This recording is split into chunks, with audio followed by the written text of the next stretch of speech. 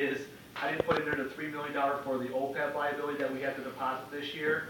It's in this analysis here, as you can see, right here, includes the OPEB amount. It's just not in the budget for the sewer, the actual budget, so I'm gonna make that change when the final budget is presented. But it is in here in the calculation of reserve. When I noticed it the other day, I was like, oh, $3 million's not in there yet. But we're gonna come to you guys next month, part of that transfer approval, so, but it's not in the budget, but it is in the rate structure, so it's a good thing. So that reserve there is a good corrective reflective of the reserve, what it looks like it's gonna be at the end of next year. That's still not a lot of money for the infrastructure we have. Absolutely not. We're doing about $3 million a year in infrastructure repairs. Baked in this rate is what Keith alluded to. Baked in this rate is an estimate of up here, estimated about, sorry, right here, is a $3 million system improvements or whatever, water line improvements or sewer line improvements. That's baked in already into the rate.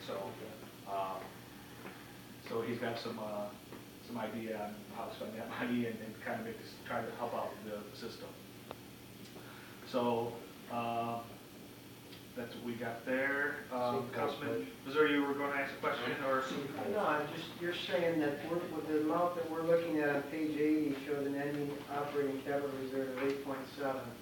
How does that relate to what?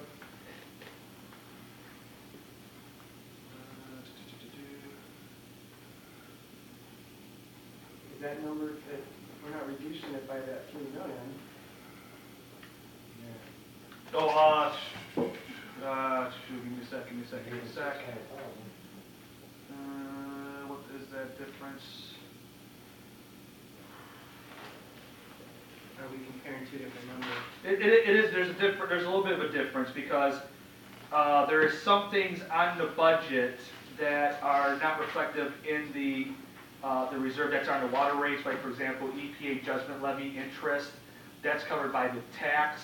So it is not apples to apples. Looking at this document, it's not exactly apples to apples. So just keep in mind, we're not apples to apples. There is some of that, a little bit of difference because of the EPA judgment levy included in the sewer fund. So when is the judgment levy? it expires. The city will now. The majority of the bonds expire in 2021.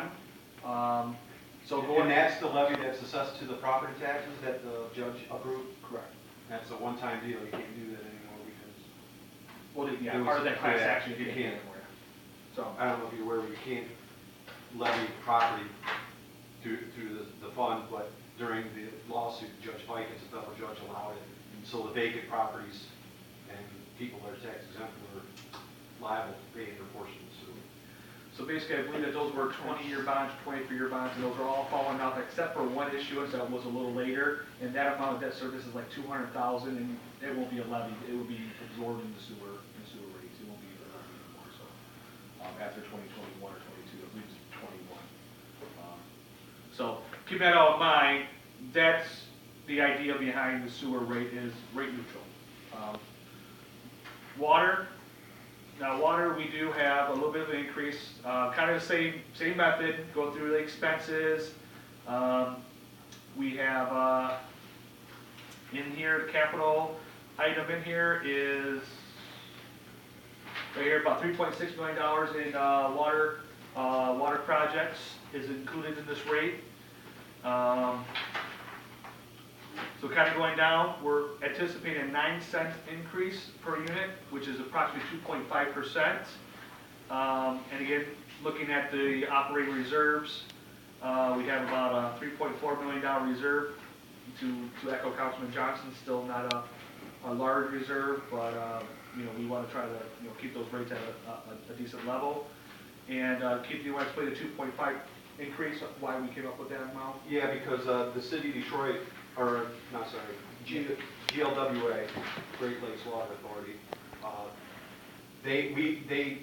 we have a 5.2% wholesale increase from GLWA this year.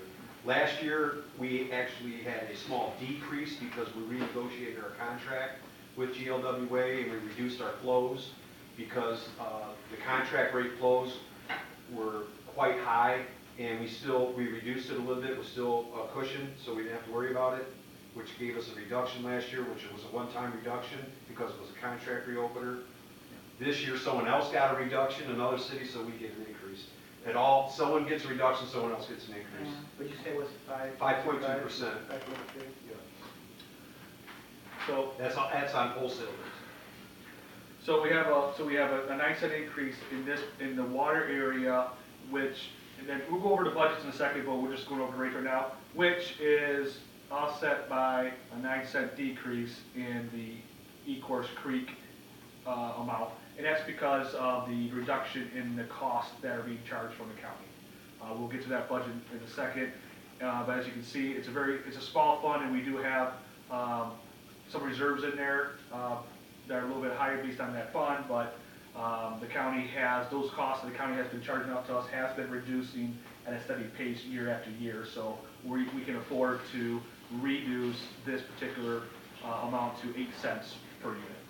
Again, it's a small, it's a smaller portion of the charge, but if you're a customer or ratepayer, it all adds up. So if we decrease this 9 cents, increase water 9 cents, it's a net zero increase in your water, in your total rates for the water, sewer, and Ecorse Creek. So, It's about $6.10 per unit with the water and sewer. I don't know, we talked about wholesale rates. In Birmingham is at 13. yeah. Oh, so I know we did an analysis a couple years back, and I think Wyandotte does an analysis every so often, and Taylor is definitely on the lower end of those rates. A lot of communities around us have. Excuse me? Is Wyandotte far to do it? Yes. Okay. The actual treatment plant is in Is in Wyandotte. okay.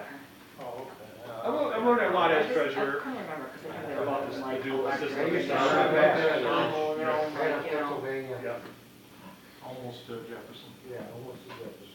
Yeah, so it's interesting to learn that aspect of the systems, but, I think some of you toured it, didn't you? Some of you toured it? I didn't get a chance. Oh, you to. did? I did. Yeah, it's not real glamorous. It's worth seeing. Yeah. Yeah, the smell's bad. so overall, between the three sources, there's a zero increase in rate. So going to the actual budgets now, starting the sewer budget on page 79. So those rates are all reflected in the revenue area. In the expense side, really, there is a reduction from the current year. There's a reduction of $600,000, and that's just a reduction in improvements. This year, we have some improvements in our budget that are not going to be budgeted next year. Just projects for sewer stuff that we did this year that are not in the budget for next year. So the decrease you see in total expenses is really just because of the decrease in some of the sewer system improvements that we did this year. They're not going to be next year. So There are some capital. We do have. yeah, we do have $3 million in still capital for next year, and then. But again, the total, if you look at the sewer fund on page 680, the expenses go down to $648,000. $600,000 of that is this other capital outlay that we have currently budgeted. That's not going to be next year. And then we have a reduction in the SAW grant expenditures because we don't anticipate that grant. We anticipate that grant being expired this year. It's done. Yeah, it's done. That's the one that we did the cameras under, with, right? Yeah. Yeah. That was done last year. Right. Beginning of the year, yeah. You still have all the tapes on that, correct?